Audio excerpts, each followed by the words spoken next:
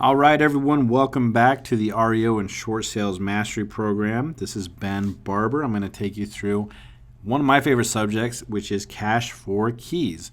Now, I know we talked about this a little bit when we went through the REO 101, but what I really want to do with this program right here, with this module, is to really dive in and give you all the tools that you need to stand out in your market and be incredibly efficient with your cash for keys success rate, okay?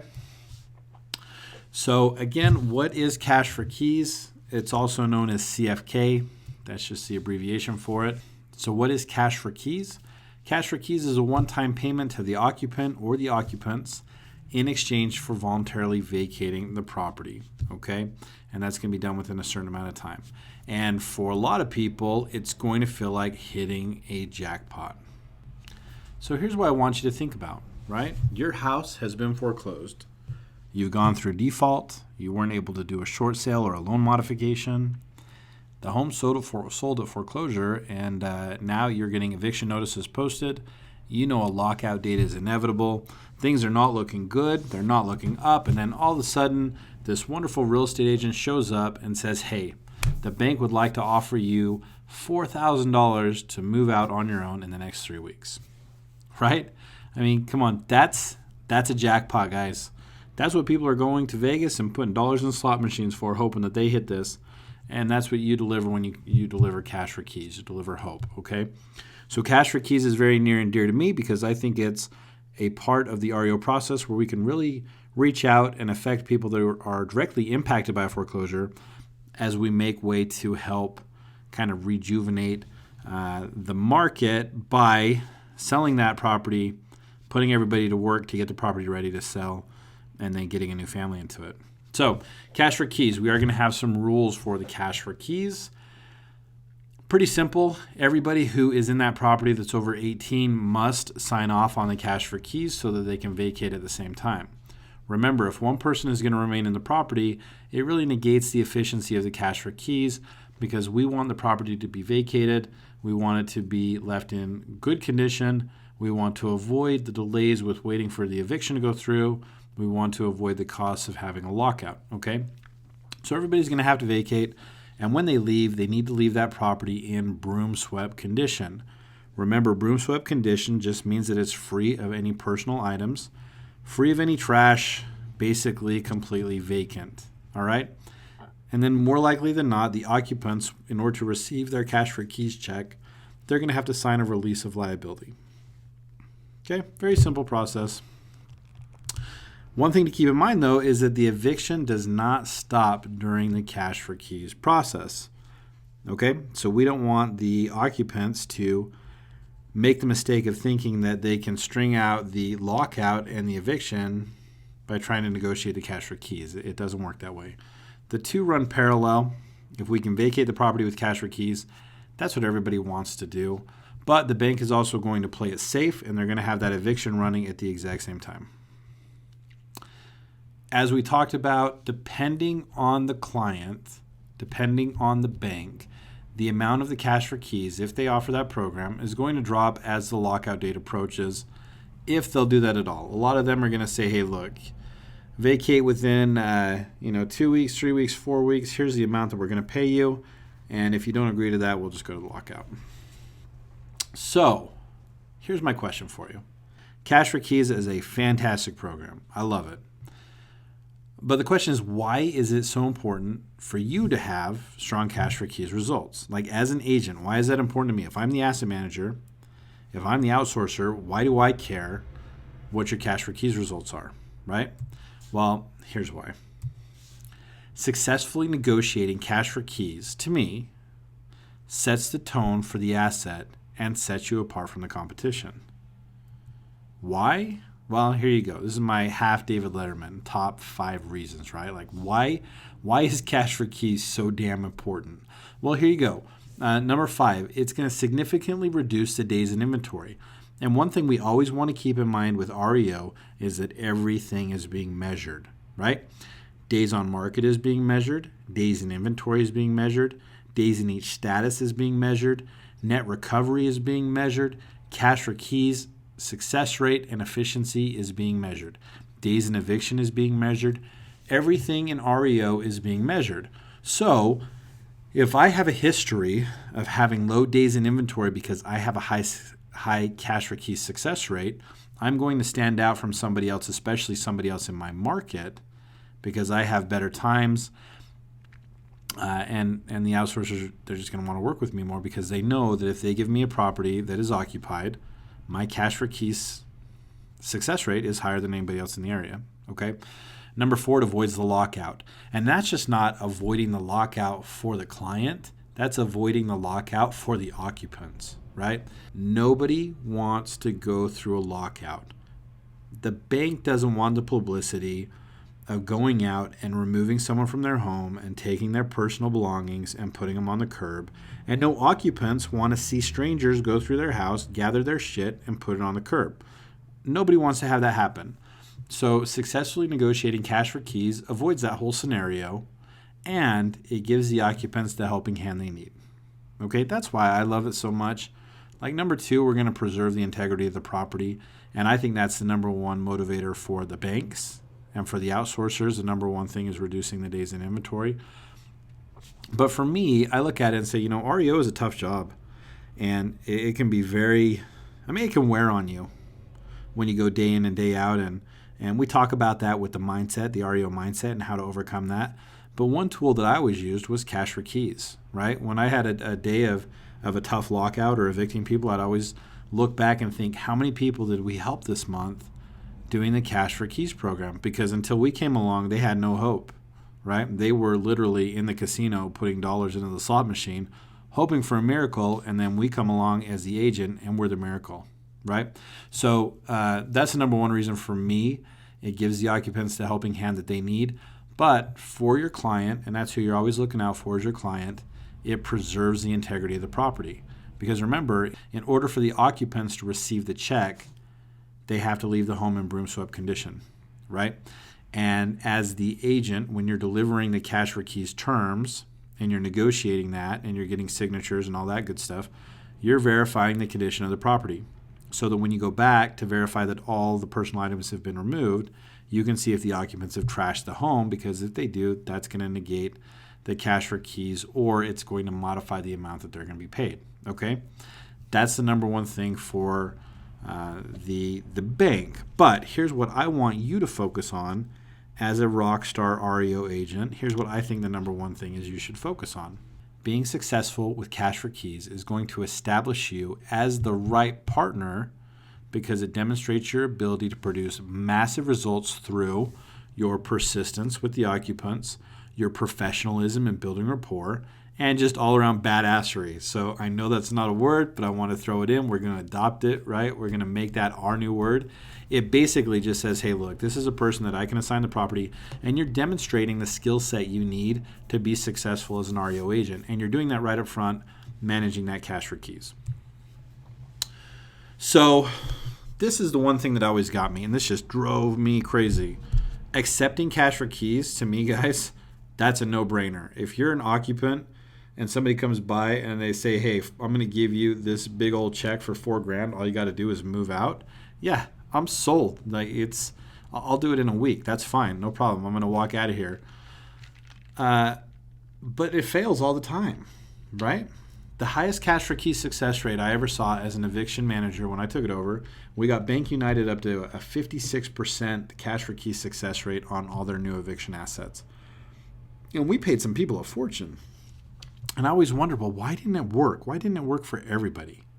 If someone came to you, think about this. If somebody came to you and you had been foreclosed on and you got the eviction notices and they said, hey, look, it's the end of the rope. We're going to go to a lockout. I'm going to give you $4,000. Please get out of the house. I think the majority of us raise our hand and we say, yeah, I'm going to take that deal. So it got me thinking, well, why does cash for keys fail? And here's what I think it is. Okay. I think number 1, most people don't understand it. I think that's the problem. I think that we're not communicating efficiently and we're not helping them understand a couple things. We're not helping them understand what the program is, why it's beneficial to them, why it was invented, right? Like it all centers around them and helping them. And those who understand it think it's too good to be true. right? Especially tenants. If someone signed a lease while the owner of the property was in default, or worse, if they signed a lease from a shady agent that saw an REO property and just rented it out, which happens all the time, then it's understandable that their trust sensor is going to be a little low, right? Their trust bank is empty. Everybody's taking withdrawals out. There's no more deposits. And I think that's one of the problems. I think people who do have an understanding for it think that it's just too good to be true, right? Someone is showing up on my door and saying, I'll give you this big check for $4,000, $3,000, $2,000, whatever. I'm going to give you money. All you got to do is grab your stuff and get out. It just sounds too good to be true, okay? I think the offer amount isn't sexy enough. I think that's one big challenge that you're going to run into with outsourcers and with banks, is that depending on the market, that offer just might not be enough to entice anybody to go. And here's what I mean by that.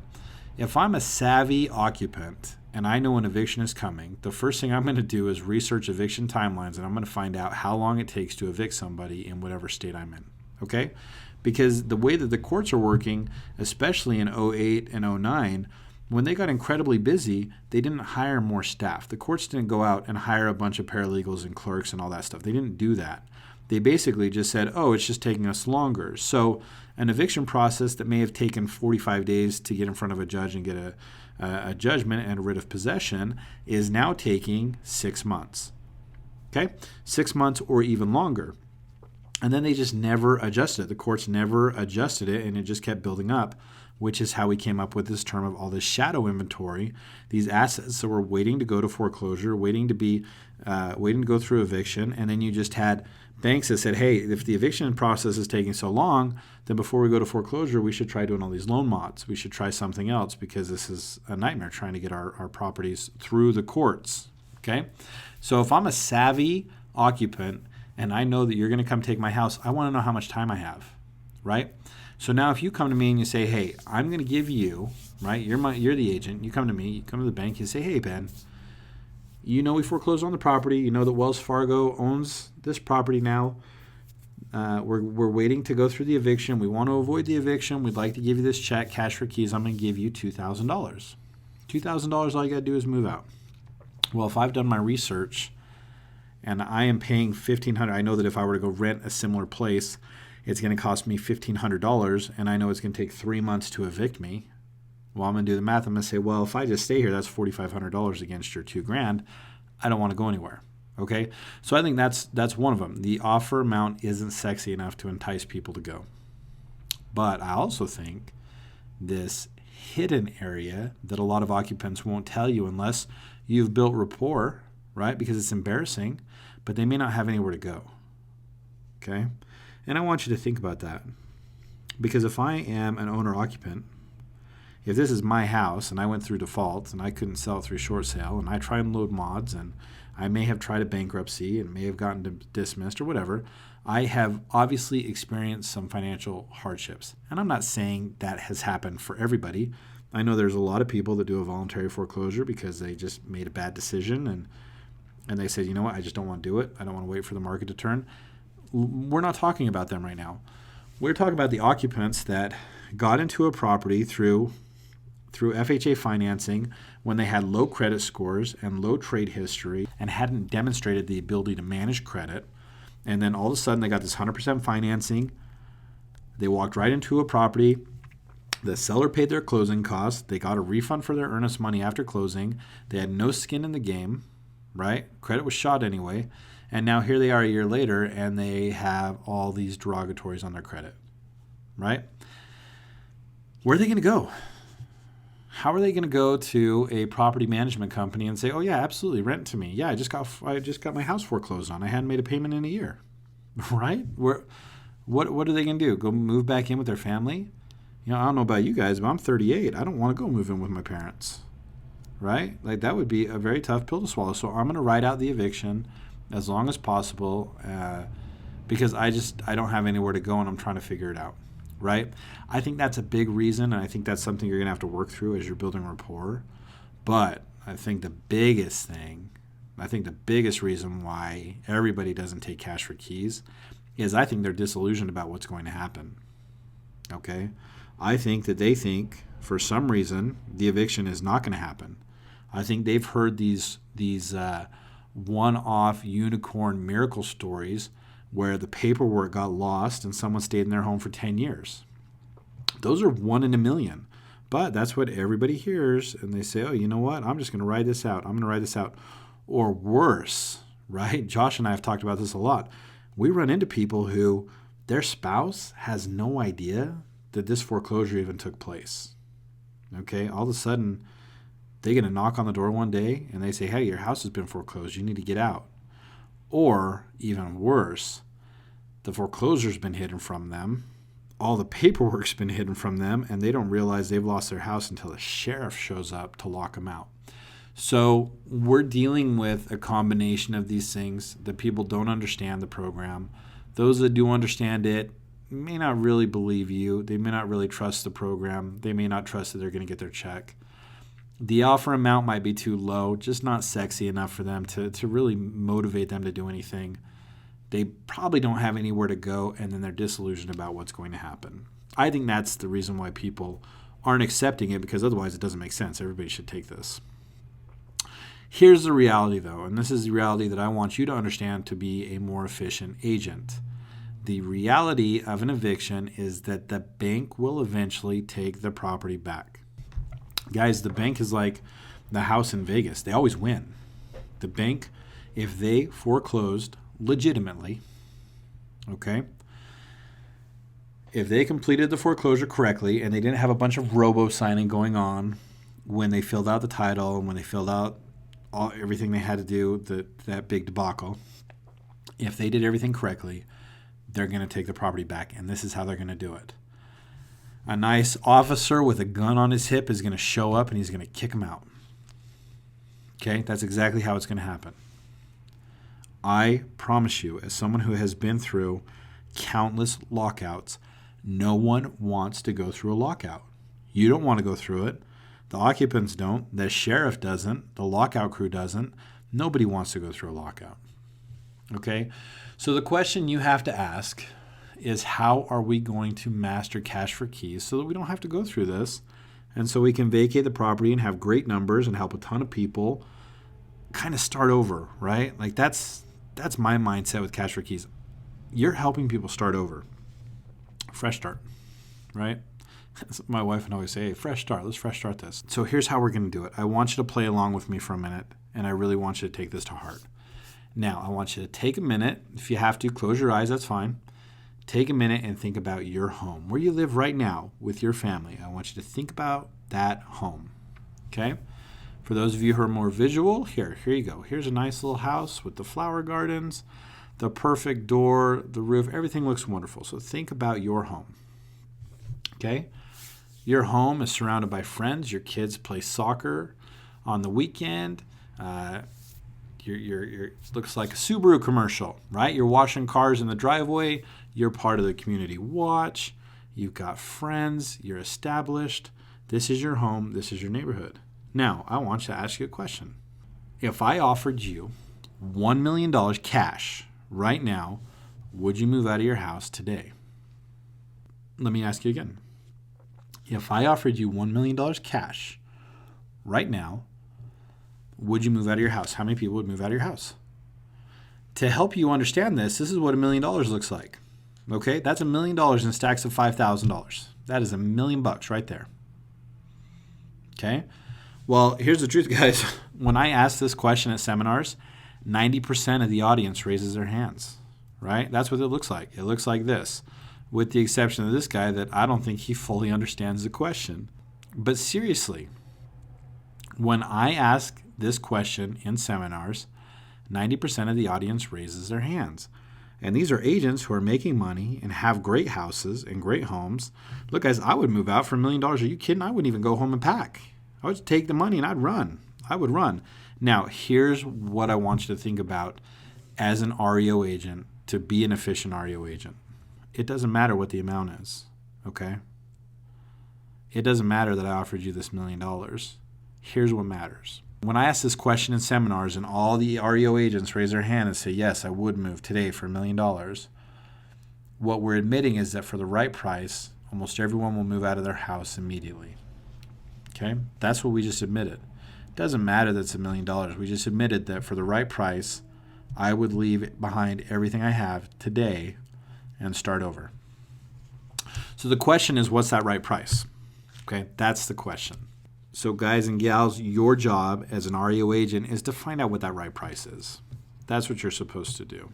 Okay, now I get it. $1 million, totally unreasonable. Absolutely, it's not going to happen. I cannot fathom a scenario where a bank's going to pay $1 million to get somebody out of a property. But somewhere between $1 million and $100, there is a price that works for the occupant. Okay, $1 million is unrealistic. I agree with you, 100%. But somewhere between those two numbers is a number that works. Okay, so let's look at what it really costs to move. Here's the money concerns that we have with moving. Well, A, you've got to come up with first month's rent, and then you need to come up with last month's rent. On top of that, we're going to need a deposit. Maybe we have pets. We definitely have bad credit if we're going through a foreclosure. So we're going to need an additional deposit. I need someone to come move my boxes, right? And I need boxes. I need tape.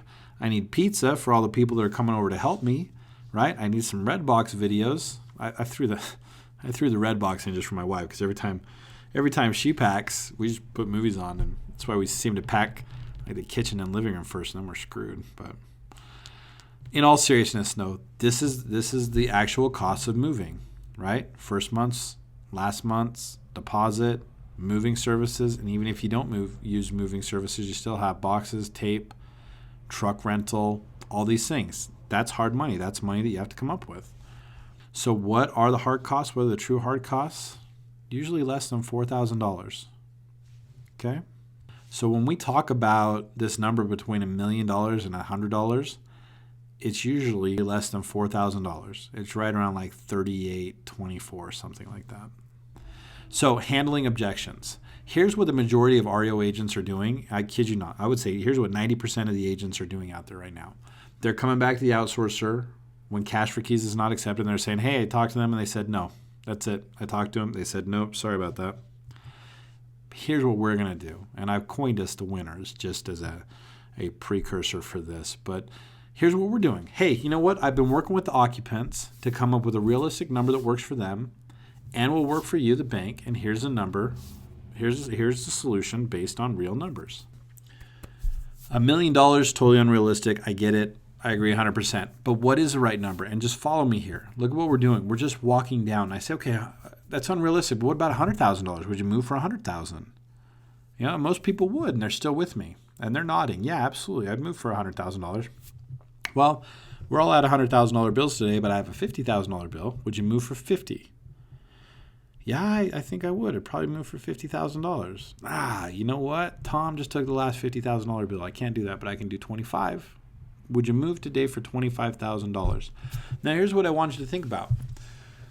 The majority of cash for keys, or not even just cash for keys, the majority of the REO properties that we're working with are Fannie Mae, Freddie Mac, VA, right? You're going to be doing some conventional ones, but for the most part, they're going to be homes that are under $300,000. How many people in a $300,000 house have seen $25,000 cash, right? It took me a long time to see $25,000 cash, right? It took me a long time to see $15,000 cash. And that's what I'm getting at, is that once we build rapport and we start having real conversations with these occupants, we can find out what that number is. And we just say it hypothetically. It's totally hypothetically. And I can talk to somebody once I'm in rapport, and I can say, hey, honestly, I get it. $2,500 isn't going to work, but what would it take? If the bank could give you any money, what would it take? And they're going to laugh, and they're going to throw out this big number, $100,000. Right, well, yeah. Okay, give me a realistic number. And they come back and they say, you know what, for $10,000, I would move today. Okay, well, that's great. I can take that number back to the bank, right? I can take that number back. $10,000 I can work with. If the offer is rejected, you've got to find out why. Okay? Just find out why. Get in rapport and find out why, and then find out what it would take, regardless of what it is. If they come back and they're like, hey, you know what? It's 50. I love my house. It's $50,000 or nothing. That's a number you can take back to the bank. It's an unrealistic number. I can't think of anybody in their right mind that's going to approve that. But at least you can go back and you can say, I've talked to this guy 3 times. I've talked to this gal 3 times. I've sat down with their family and talked it over with them. That's their number, and here's how they came up with it. That is so much better than, I don't know, they just said no. And that's what I mean by I've been working with the occupants to come up with a realistic number that works for them and will work for you. Probably won't work for them, but that's not the point. The point is I'm going back to the bank and I'm saying, here's a number, here's how I got to it. And then let the bank decide. Do you want to take it? Do you not want to take it? I've written a $25,000 check for cash for keys. Okay? Seems completely unrealistic, but we have stroked a $25,000 check for a property that there was no way we were going to evict it. No way. It was on Indian land, and the eviction had to be approved by the tribal council, and we were going on 10 years. 10 years in eviction, right? That one unicorn. The bank still got the home back. $25,000 cash for keys did it. We took it back. Okay? So what I'm saying is you've got to bring a number back, add value, bring something back to them. Okay? Now here's a thing that nobody else is doing, and this is going to set you apart even more. Nobody's looking at the unforeseen costs of moving, right? But you're going to, because you're focusing on dominating right up front and setting the tone by having this great cash for keys success rate. Look, guys, here's the unseen cost of moving. Finding a place to rent when you've got shit credit, right? We talked about that. You haven't paid your mortgage in over a year. Who's going to rent to you, right? Your rental history, mortgage history is shit. Finding a place to rent is a huge challenge, right? What about keeping the kids in school? You want them to be impacted as little as possible just because you're going through a rough patch and made some bad financial decisions or ran into some bad luck. Kids shouldn't have to transfer schools. So what about keeping the kids in school? What about staying close to family, friends, staying close to work? And what about having the ability to physically move? What if you have some kind of injury? And what if that's what started this whole foreclosure and this whole eviction is that you got hurt somehow? Right? What if you can't physically pick up the boxes and move? Other agents are not looking at this. They're not. They're just looking at the numbers. They're looking at the numbers. They're going back. They're saying, hey, they won't do it. And it's all about the numbers.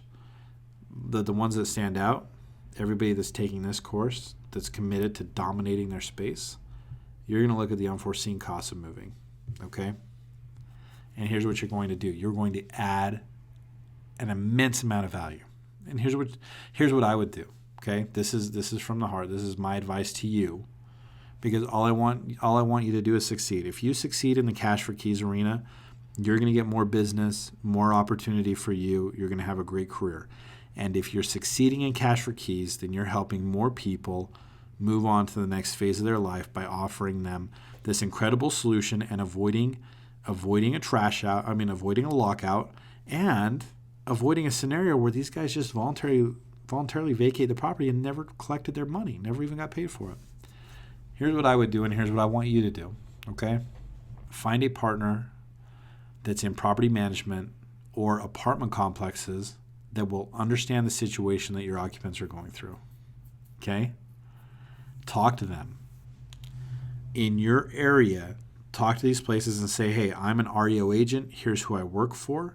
Here's the scenarios that we're running into. Good people that ran into a bad situation. Of course, they have to qualify income-wise, but can you overlook some of the credit? Okay? That's it. That's a partner you want. And if you can do that, I'm going to bring you occupants, right? That's what I'm going to do. I'm going to bring you tenants. If you've done that, it takes care of half of the problem. Guys, when we do a cash for keys, it's paid to the occupants. Cash for keys is paid to the occupants, right? We can cut that check directly to a property management company or an apartment complex. So when you're trying to figure out the number and they say, yeah, I would love to, but I don't know where to go, and we know that we can go up the street and rent this house, and it's $1,000 for the first month, $1,000 for the last month, and $1,000 deposit, I need a $3,000 cash for keys check, and I need it made out to that apartment complex. Does that make sense? That's how you can add immense value. That's how you can go over the top to help people. So before I would even go approach somebody about cash for keys, I would already know what homes and apartments are available in their same area that are compatible, that are similar, that are close to that same school, so I don't have to interrupt their life, so that they have options. right? So they're not shutting me down because they don't know what else is out there. Because I'm painting this picture that eventually I'm going to take this home back and it's going to be a lockout, and nobody wants that, because I'm painting this picture of reality that this is what's going to happen.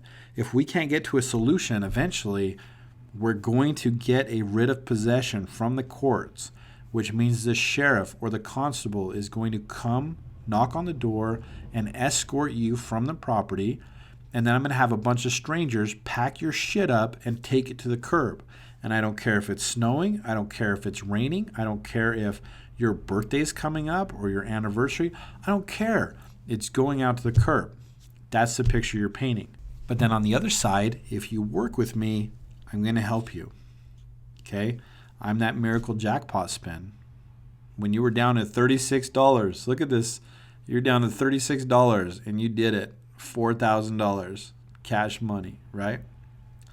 I'm going to help you. And not only am I going to help you with the money, but I'm going to add value on top of that by knowing what homes and apartments are available, by introducing you to my partners that are in the property management business, my partners that are leasing apartment complexes that understand the situation you're in. And then for all you guys with these big ass trailers that say your name and they have cartoon pictures of you or whatever, offer that, right? Like, it's embarrassing to go through an eviction. It's embarrassing because everybody knows that this is what happened. Well, what if I can save some face by saying, hey, you know what? I'm sorry, this is a shit deal. I know that. But here, you can use my trailer. Everybody in the neighborhood is going to think that you just bought a new home and now you're moving out on your own, that this was your decision. And I'm going to give you my trailer. I'm going to come with my truck and we're going to advertise the shit out of my company because I'm going to help you move into this new apartment. Okay? Add just so much value, guys. Do this and you'll set yourself apart. I guarantee it. Your success will go through the roof. And guys, you're not going to have to do this on every single one. Okay? You're not going to have to go move everybody out, but be prepared to do it. Okay? Be prepared for it. So here's what we do, guys. Remember this. When we're adding value, not everybody's going to take it.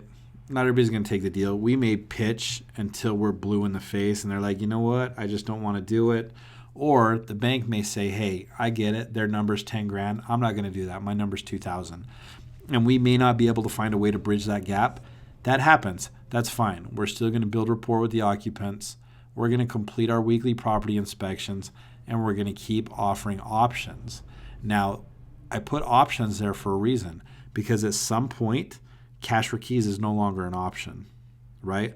Like at some point, the bank is going to say, hey, I'm too close to lockout. There's no point in me. It doesn't make financial sense to give you any money now. Like, I have seen cash for keys drop down to $500. Lockout is a week away. Yeah, you know what? Give them $500, right? So when I'm saying add value on top of the cash for keys, I'm saying, look, what if cash for keys is taken off the table? Well, we still want to build rapport. We want to complete our ongoing inspections. And we want to give them options, right? Like, imagine the value that you're giving to somebody, to their family, if every time you went out and you did your occupancy inspection, right, during the eviction process, you're on a first name basis with them. Imagine you show up to my house and you're like, hey, Ben, how's it going? Just wanted to check, just doing my occupancy inspection. Have you found a place to go? No, you haven't. Well, I heard about these homes right here. Here, I printed off this information. There's some contact information there. And again, if you want to use my trailer, my big ass trailer with my cartoon face on it, if you want to use that to move, let's do it. Let me help you out. And guys, I'm not knocking the trailer. It's this little joke we have in my area that there's only a certain group that have them. So it's my office. Anyway, it's all in jest, right? But I'm being serious about offering solutions in addition to the cash for keys, because eventually, if they don't take it, the cash for keys goes away, right? And if the cash for keys goes away, we're still doing our inspections. You're still going to show up for the lockout. You're still managing that asset. And then once the property is vacant, now it's time for you to start marketing it. So the better you are at building rapport, you're going to know the house inside and out. You'll probably get to know the neighbors, and it will just help you sell the property easier. Okay, so facilitating the cash for keys. So we've gone over the mindset, we've gone over some strategies and some techniques that are going to set you apart from every other REO agent out there, right? Ways that we can really connect with the occupants and add a ton of value by helping them understand the process, understand really what's going to happen in the event that they don't voluntarily vacate, and then also providing some solutions that are a little off script, like working with like working with property management companies and apartment complexes, and then maybe helping transition or helping the occupants move to a new home. So the very last phase is going to be facilitating the cash for keys, right? So actually overseeing the cash for keys transaction and the process. Now, the very first thing we're going to do is we're going to start inspecting the property during negotiations. And what we're really looking for here is we're looking to just make a note of the condition of the property, including any appliances, prior to the occupants actually leaving, okay? So what we want to do is we just want to look and see, do we have broken windows, missing doors, damaged drywall, things like that. Because really part of the transition with the cash for keys is preserving the integrity of the property. So if we have a really nice home, and let's just say it's a nice home, it's got carpet throughout, all the drywall's intact, the paint looks good, we negotiate a cash for keys, and then the occupant moves out and they trash everything. They kick in all the drywall, they rip up all the carpet and take it with them. If we give them the check, then we could be liable for the property damage, okay? Because we represent the client, we represent the outsourcer. And because they can't be there personally, we are representing them, and we're making sure that the occupants live up to their end of the deal, okay? So note the condition of the property, including appliances, and then any property damage. And the reason why we note the appliances because we really want to know what's staying and what's going, okay? And then we want to review, we basically want to review the process and the expectations with the occupants. So we want them to know that in order to get the check, they're going to all have to vacate the property, they're going to have to take all their personal property with them, and they're going to have to leave the place in broom swept condition. So that's a great time to talk about the timelines, talk about how they're going to get their check, documents that they're going to be required to fill out, and then you would also start having conversations about the appliances, right? Especially if there are things that are like a portable dishwasher or a refrigerator or a barbecue, things like that. You want to know what stays with the property and what goes. Always escalate to your outsourcer, but I would encourage you not to get into arguments about appliances because there's no way to prove what they bought and what they didn't buy. And we've got to remember that the intent of the cash for keys is to vacate the property, right? And to leave the property in good condition, to save our days in inventory, to mitigate our time in the REO timeline, and to preserve the property. At the end of the day, it's to preserve the property. So, if we have to argue over a $100 stove, maybe not the best argument in the world to make, but again, you're always going to want to escalate that to your outsourcer because the whole intent of this program is to make sure that you're standing apart from everybody else. So definitely follow what they want. If they want you to go out there and be a total hard ass when it comes to cash for keys, then that's what you're going to do for them, okay? But you should sit down with the occupants and review the process so they understand what's expected of them and they understand what's expected of you. Now, once you get them to agree to the cash for keys terms and they sign it, you're going to report back to the outsourcer and you're going to make arrangements for the check. And you're just going to determine, is the outsourcer going to cut the checks directly to the occupants, or are they expecting you to do that and then submit for reimbursement? So if they are asking for you to submit for reimbursement, make sure you understand the process 100%, including the systems you need to use to submit for reimbursement, the time it's going to take to get reimbursed, and then all the paperwork that you're going to need. Okay, you may need canceled checks, signatures, things like that. Now, after we've notified the outsourcer and we've gone over the process with the occupants, we want to treat it like a closing, right? And we want to basically follow up with them every week or as often as needed until that vacate date. So make sure that you're still inspecting this property as part of your weekly property inspections. And then as you are inspecting the property, what we want to look for is evidence that they're actually going to be moving on the date that they're supposed to be out. So we're looking for boxes, we're looking for moving trucks, friends coming over and taking things. Basically, items being packed up and moving out of the house is really what we're looking for, okay? And then as that day approaches, we want to start processing the cash for keys check if you have to do it yourself, or making sure that you're going to receive the cash for keys check from the servicer by the date that they're supposed to vacate. All right. And part of that process, whether you're processing the check yourself or receiving the check, is you're going to start getting your documents in order so that you can submit them to the outsourcer. After the cash for keys has been completed, you can submit them to the eviction attorney, whatever documents need to go there. And if you are cutting the check to the occupants for the cash for keys, you want to make sure that you have your paperwork prepped and ready to go so that you can submit for reimbursement as soon as the transaction's over with, okay? So the big day is approaching. One thing we're going to do after we take the property back, after we've verified that the occupants have honored their terms of the cash for keys, we're going to rekey the property, okay? So you're going to want to coordinate with the outsourcer and the assigned prop pres vendor so that everybody can meet out there at the same time so that the property is not left open and we don't accidentally pay somebody and then have them move back in because we never changed the logs, okay?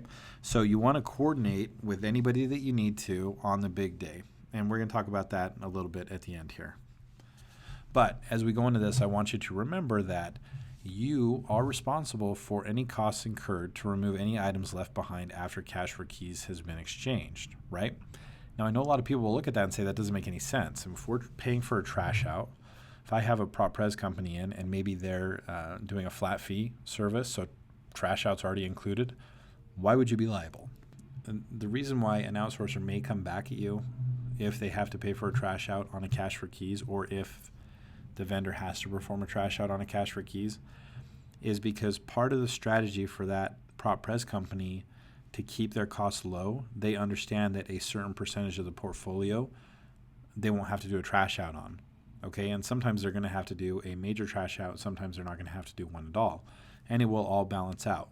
So if the bank is paying someone to voluntarily vacate, the prop pres company is counting on that being part of their portfolio that they don't have to do a trash out on. So the bank may come back and say, you know, you're kind of messing with their numbers, you should have done a better job, and we're going to charge you for it, right? That may be in your service level agreement, so make sure you're looking at that and understanding not only what is expected of you, but the repercussions if you do a sloppy job or if you don't get the right documentation or things like that, okay? So let's continue on. So on the big day, we're going to show up. We've got our locksmith with us. We go in and we just verify. Very first thing we do is we verify that the property is in broom swept condition, okay? If it looks like the property on the left, yes, house looks great.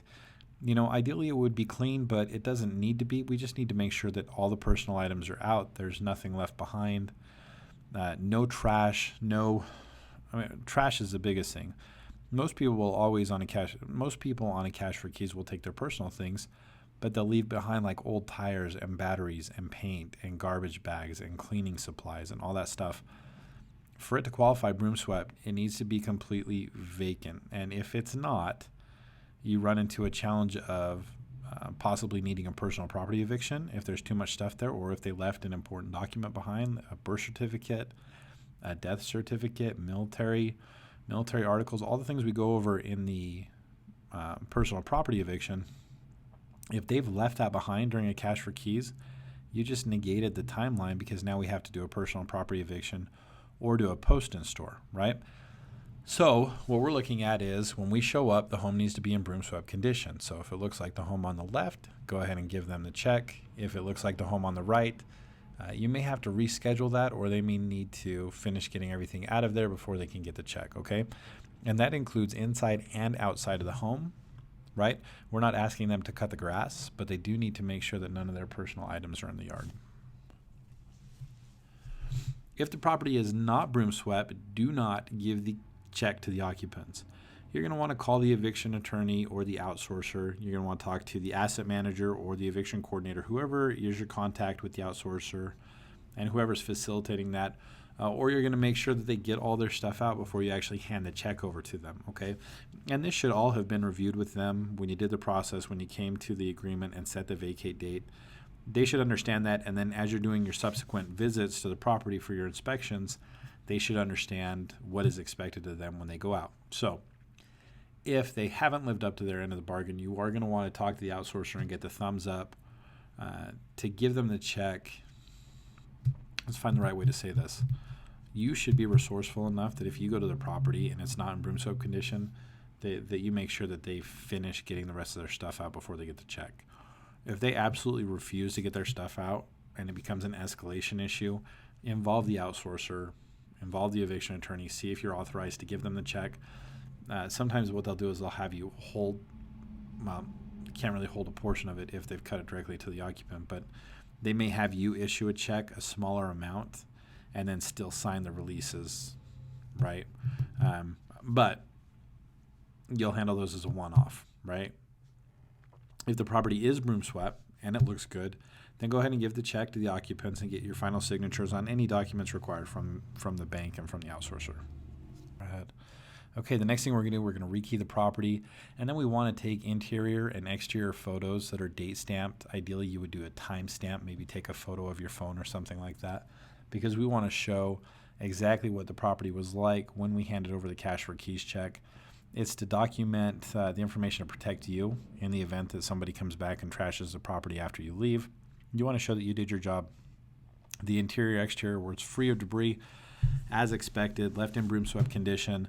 And then once the cash for keys is over, you're going to notify the outsourcer right away. Okay, so ideally you would hop on your smartphone, log into their system, and just shoot a message over with some kind of confirmation saying cash for keys has been complete. Now, here's where I want you to further set yourself apart from other agents in your area. After you complete this cash for keys, I want you to start preparing for future tasks, okay? I want to start doing things that will create less trips to the property and will better prepare you to complete your tasks in a timely manner so that the asset manager can complete theirs way ahead of schedule, okay? So we've talked about this. We've talked about prepping for the next task. We've talked about not going out and just doing an occupancy inspection, but doing an occupancy inspection and being prepared to take photos, to do your BPO and all that stuff, right? We're going to do the same thing here. So we've given the check to the occupants. They've vacated. We've had the house rekeyed. And if we can, we're going to do our initial services right away. We're going to take all the information we need for our occupancy inspection and our property inspection if you have those. We're going to take great photos for our BPO. We're going to note any repair issues and safety issues so that we can get bids. And then we're going to start the process to cure any code violations and HOA violations, okay? So you have to look at it as like the dam has broke, water's rushing, and now it's time where we've been held off and we can't do anything with the property. The minute that we rekey it, boom, we can just start doing everything. We can do our occupancy, our property inspection. We can get our initial services started and completed. We can have our BPO done, be prepared for that, and then start getting our bids and resolving any code violations or safety issues, okay? Now, my final thoughts. I originally put this deck in here because I don't know if I'm like, there's my soapbox, and I found this dude. Here's this old-fashioned dude on the soapbox. Because cash for keys is important to me, right? Cash for keys means a lot to me because it's a lifesaver, and everybody should do it. It doesn't make sense to me that somebody who's being evicted doesn't take this lifeline, right? But I also admit that I don't know what's going on with everybody. I don't know what options they have. I don't know what motivations they have.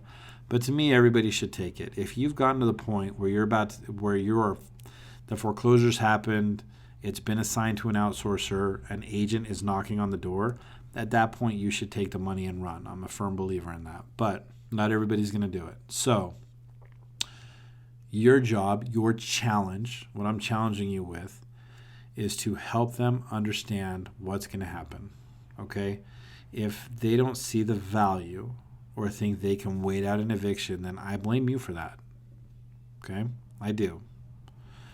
Now, I know you can't impact every single one of them, but if they don't understand cash for keys, you're not communicating well enough, and you need to change your approach until you find a delivery method that works, right?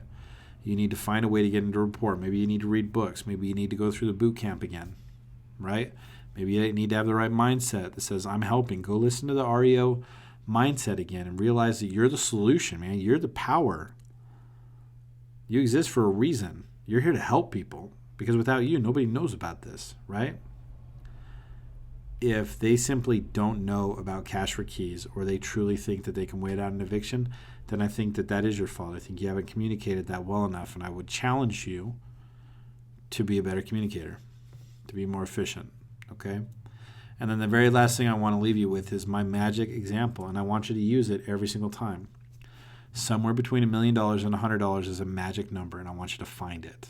Now, it may be an unrealistic number that the bank is never, ever in a million years going to honor, and that's okay. That's not your job. Your job is not to sell the bank. Your job is to bring them a solution. Your job is to bring them the offer. For X amount of dollars, they'll vacate the property in 2 weeks, just like you want. Now, do you want to do it or not? Okay, and if they don't want to do it, it's on them, but at least you did your job, okay? And then I didn't put it on this slide, but I just want you to add value. In everything you do, in every part of your life, you should add value. And you have the opportunity to add a tremendous amount of value directly to people who have been impacted by foreclosure, and you can put their life on a whole new trajectory if you can get through to them and help them understand what's really waiting at the end of this tunnel. It's either the light of Cash for Keys and my assistance, or it's that train that is the lockout and all your shit going to the curb, okay? So I appreciate you guys paying attention on this one. I appreciate you letting me voice my opinion on this.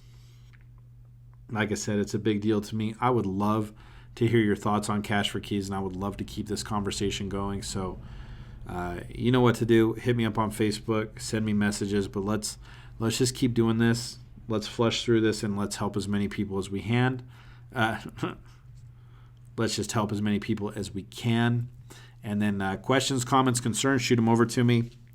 But I appreciate you guys. I appreciate your time and your attention. And I appreciate you doing everything you can to help as many people as possible when you go out and you're offering Cash for Keys. Okay? So thanks again. I'll see you on the next module.